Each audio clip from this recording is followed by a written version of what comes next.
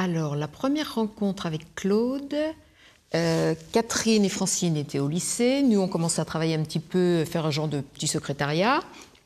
Et on chantait pour notre plaisir, hein, depuis toute petite. On se mettait dans l'escalier de notre grand-mère et on chantait. Car On est de la même cousines. famille. Nous sommes cousines. Voilà, sœurs, cousines. Nos parents sont frères et sœurs.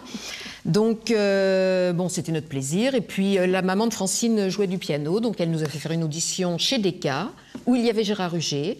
On a fait 2 disques. Et puis, Claude cherchait des choristes. Et par l'intermédiaire de Michel Poulain, qui est devenu mon mari, on a donc fait une audition chez Claude en 68, hein, c'est ça 68. C'était notre petite révolution à nous. Voilà. Et donc, Claude nous a demandé de partir avec lui en tournée. Bon, nos parents se sont réunis, tous. Et pendant toute une soirée, Parlementé longuement. Ils ont parlementé. Et nous, on était derrière la porte. On se disait, est-ce qu'ils vont accepter? Parce que Catherine n'avait que 16 ans. On était jeunes. Donc voilà. Et puis, finalement, ils ont accepté. On est partis. Notre première rencontre avec Claude François, c'était un peu spécial parce que nous sortions du lycée puisque nous continuions nos études. Et donc, un soir, révolution, mon papa vient nous chercher à l'école. Vite, vite, vous avez rendez-vous avec Claude François, au bureau de Claude François.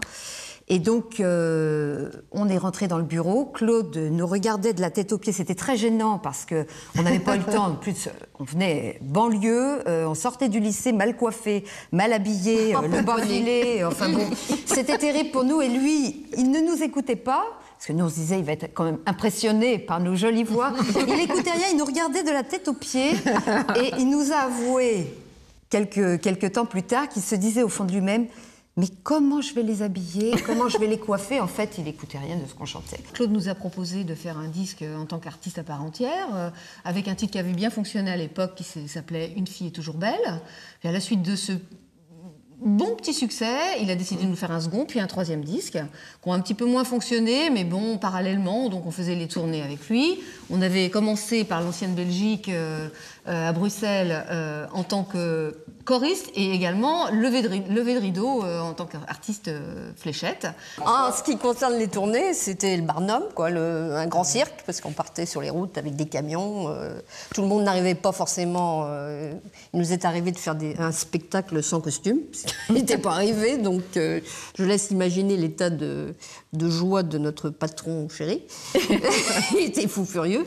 Ce qui m'avait vraiment déçu, les premiers concerts, parce que c'est vrai que quand on a connu Claude, il nous faisait un tableau du spectacle, la présentation d'Héloïse en particulier. Alors, il nous faisait les cuivres, il nous faisait les lumières. À lui tout seul, vraiment, il nous montrait ce qu'allait être le spectacle. Et le premier spectacle qu'on a fait avec lui, on s'est retrouvés dans un trou perdu, en Bretagne, sous un chapiteau. On avait à peine la place de mettre notre micro. Et ça a été difficile, parce que nous, on était vraiment perfectionnistes. C'est ce qu'il aimait chez nous, d'ailleurs. C'est-à-dire que nous, on se voyait... Jusqu'à présent, on avait accompagné Claude qu'en studio. Donc, c'était nickel chrome, c'était super. Et là, on se retrouvait d'un seul coup avec un micro pour 4, les Claudettes qui n'avaient même pas la place de faire leur truc, Claude qui enchaînait les chansons dans des tempos. Pour nous, c'était terrible, quoi. C'était... c'est pas ce qu'on attendait. Donc, au départ, on a été déçus, mais malgré tout, au fil des concerts, on peut dire qu'avec Claude, sur scène, il se passait toujours... Rien que l'introduction, ce démarrage, on a accompagné énormément d'artistes par la suite. On n'a jamais eu ce petit truc qu'on a ressenti avec Claude. Quand le gala démarrait, on appelait ça des galas à l'époque, et il se passait quelque chose, quoi. C'était magique. Une anecdote à propos de tournée. Une sortie de gala tout à fait amusante, puisque Claude, à la fin des galas, on le savait tous, était hyper énervé, puisque il se détendait sur ses secrétaires. Et ensuite, avant de regagner le restaurant à 2h du matin à la Tchunga, à Cannes ou ailleurs, fallait qu'il se défoule un petit peu. Donc, un jour, comme on voyageait avec lui à l'époque, on était dans l'Oldsmobile, tranquille, machin, puis on le sentait nerveux, on le sentait, il avait besoin de se... Et à un moment donné, je lui dis, écoute, Claude, écoutez, parce qu'on le voyait, faudrait peut-être un petit peu marcher. Et nous voilà tous les deux descendus de la voiture et en train de courir sur le bord de l'autoroute avec l'osmobile derrière qui suivait comme ça. Et puis en fait, ça l'a effectivement détendu et on est arrivé beaucoup plus calme au restaurant ensuite, où on restait quotidiennement jusqu'à 5h du matin parce que comme tout le monde le sait, enfin ou peut-être pas, Claude détestait la nuit et il allait jusqu'au petit matin traîner pour dormir le plus tard possible. Voilà. C'est vrai que quand on a eu ces moments un peu privilégiés avec lui, il adorait, parce qu'avant les galas, il n'aimait pas se montrer et tout ça, il voulait garder l'image secrète de l'artiste, et c'était bien d'ailleurs. Pas démystifié, quoi. Voilà, pas démystifié. Mais il n'aimait pas être tout seul, donc il aimait bien qu'on vienne dans sa loge. Il nous racontait des tas de films, des tas d'histoires, mais alors avec vraiment très imagé et tout ça, et il adorait ça. Et nous aussi, et quelquefois il nous est arrivé qu'il commence dans la voiture une histoire, et d'arriver à l'hôtel, de se mettre toutes les quatre autour de lui et d'attendre comme ça qu'il nous raconte la fin. Et il adorait ça. Enfin bon, c'est des petits trucs comme ça en tournée.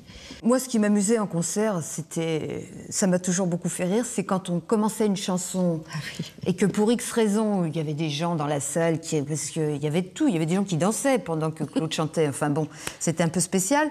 Et que d'un seul coup, il décidait de passer à la chanson suivante. Alors, les Claudettes rentraient sur scène, donc, bam, il faisait un signe au batteur, et tout le monde repartait dans l'autre sens. On entamait une autre chanson, ou alors il chantait de dos. Ça, je trouve ça très drôle, quoi, quand, rétrospectivement, c'est incroyable, quoi, d'avoir fait ces concerts comme ça. Moi, ça me faisait rire. Il fallait être très actif. Ou alors, c'est vrai, moi j'ai souvenir aussi d'un retour de gala aussi, où on avait pris l'autoroute en sens inverse. Et c'est vrai qu'on a eu quand même très peur, parce que c'était quand même à 200 à l'heure avec Claude. Hein. Ou alors, une fois aussi, on était très en retard, comme toujours avec Claude, donc on est parti du boulevard Exelmans, on avait 2 heures de retard. Et on a monté le pont de Sèvres. Il y avait une pauvre femme devant nous avec une petite Fiat minuscule et il trouvait qu'elle allait pas assez vite.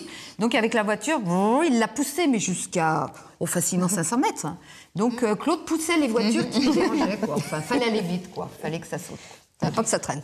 Une anecdote en Italie qui était assez amusante. Gala très chic. Et donc nous, on s'était préparés, on avait les costumes et tout. Et on était un peu en retard, donc il y avait une grande pelouse. Donc on s'est dit, on va couper par la pelouse. Et hop, toutes les quatre, on s'engage sur la pelouse. Et là, les jets d'eau se mettent en route. On n'avait pas, comme c'était en italien, on n'avait pas traduit. En fait, il ne fallait pas marcher sur la pelouse, autrement ça déclenchait les jets d'eau.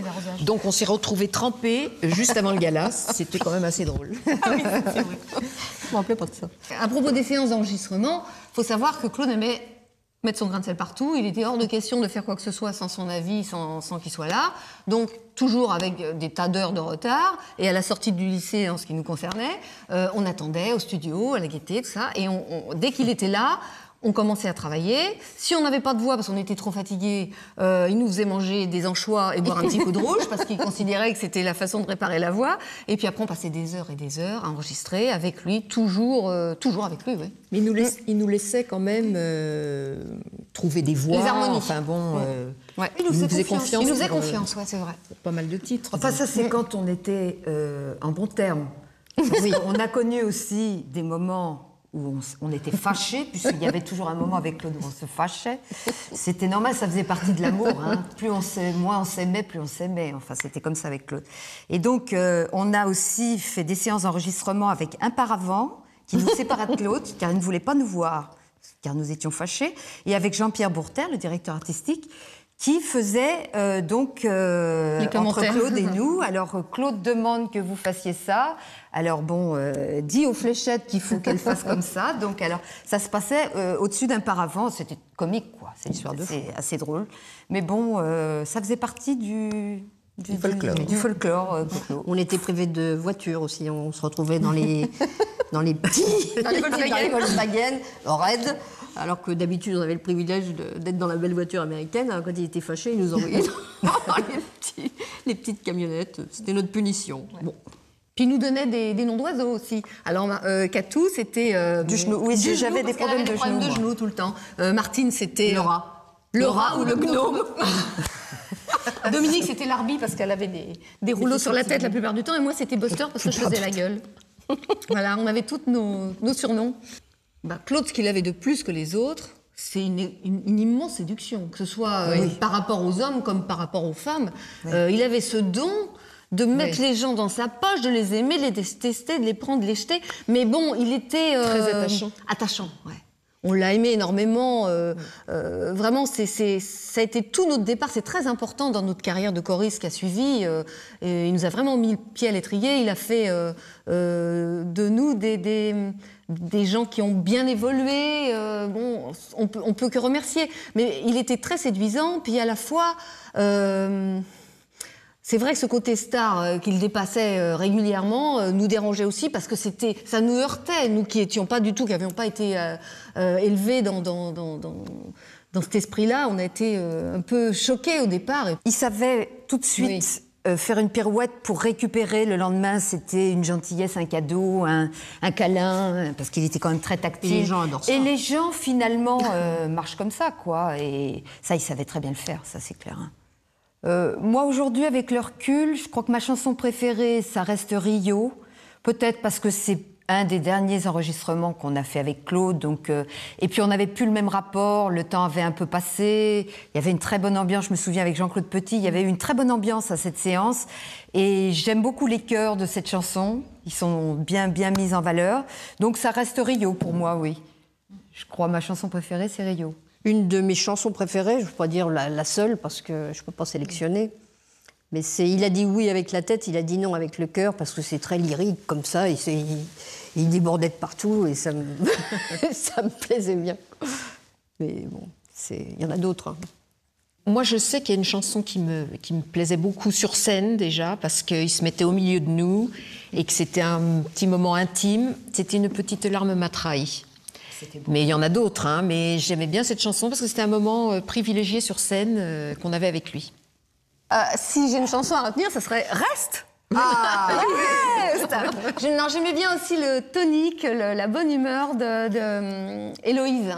Héloïse, les chœurs étaient beaux, c'était bien. J'aime bien, comme Dominique l'a soulevé aussi, la chanson Petite larme, parce qu'il nous prenait la main chacune notre tour sur scène, c'était romantique. On ne savait jamais laquelle. Et on savait jamais quelle allait être l'élu.